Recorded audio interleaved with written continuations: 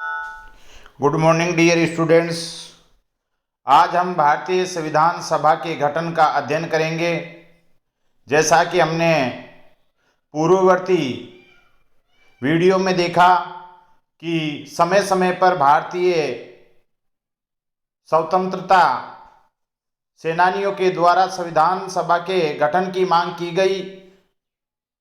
फलतः 1940 में अगस्त प्रस्तावों के अंतर्गत ब्रिटिश सरकार द्वारा ये स्वीकार किया गया कि भारतीयों की एक संविधान सभा होगी जिसका निर्माण स्वयं भारतीयों से होगा।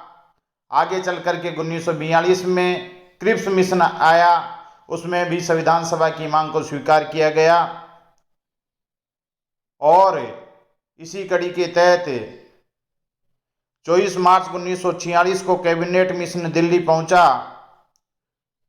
16 मई 1946 को इसने अपनी योजना प्रकाशित की। इसमें संविधान सभा के गठन के निम्न प्रावधान थे। पहला, चूंकि तत्कालीन परिस्थितियों में वयस्क मताधिकार के आधार पर संविधान सभा का गठन संभव नहीं था, अतः व्यवहारिक उपाय यह था कि विधानसभाओं को निर्वाचनकारी संस्थाओं के रूप में काम लिया जाए। सेकंड, संविधान सभा में 300 निवासी सदस्यों का प्रावधान किया गया था, जिसमें से 292 सदस्य ब्रिटिश प्रांतों के प्रतिनिधि, 4 चीफ कमिश्नर क्षेत्रों के प्रतिनिधि और 93 यानी 93 देशी रियासतों के प्रतिनिधि हो। तीसरा प्रावधान इसमें यह था कि प्रत्येक प्रांत द्वारा भेजे जाने वाले सदस्यों की संख्या उसकी जनसंख्या के आधार पर निश्चित की जाए। इस संबंध में 10 लाख की जनसंख्या पर एक प्रतिनिधि लेने का नियम बनाया गया।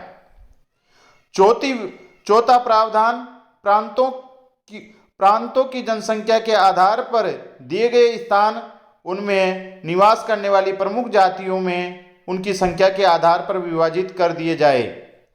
प्रत्येक जाति के प्रतिनिधि उस जाति के सदस्य द्वारा निर्वाचित किए जाएंगे।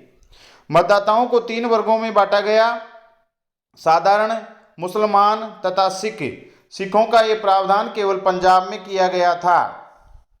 संविधान सभा का गठन कैबिनेट मिशन योजना के अनुसार जुलाई 1946 में संविधान सभा के चुनाव हुए। चुनावों के परिणाम स्वरूप संविधान सभा की दलीय स्थिति निम्नानुसार थी। कांग्रेस को 208 स्थान प्राप्त हुए, जबकि मुस्लिम लीग को 73 स्थान प्राप्त हुए। निर्दलीय प्रत्याशी 8 जीत करके आए तथा साम्यवादी union list party, union list Muslim party, कृषक प्रजा पार्टी, अनुसूचित जाति संघ, सिख कांग्रेस के अलावा सभी को एक एक स्थान प्राप्त हुए। संविधान सभा में अपनी स्थिति को कमजोर देखकर मुस्लिम लीग ने संविधान सभा के बहिष्कार का निश्चय किया। संविधान सभा की प्रथम बैठक 9 दिसंबर 1946 को संपन्न हुई, जिसमें मुस्लिम लीग सम्मिलित नहीं हुई। 3 जून 1947 को माउंटबेटन योजना को स्वीकार किया गया। इसे मन बांटन योजना भी कहा जाता है, क्योंकि इसने मनों को बांट करके 2 राष्ट्रों में बदल दिया। इस कारण ये मन बांटन योजना भी है। इस मन बांटन योजना के तहत संविधान सभा का पुनर्गठन किया गया और संविधान सभा के पुनर्गठन के बाद में इसमें सदस्य संख्या 324 निर्धारित की गई।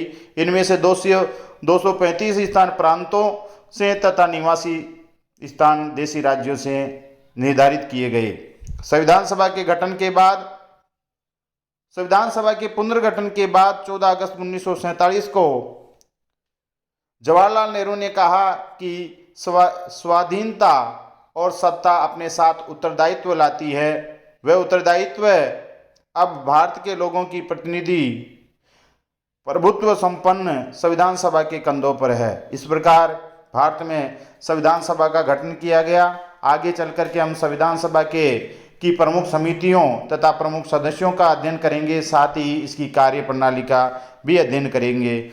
आज के लिए इतना ही। आगे की क्लास में हम इस क्रम को आगे बढ़ाएंगे।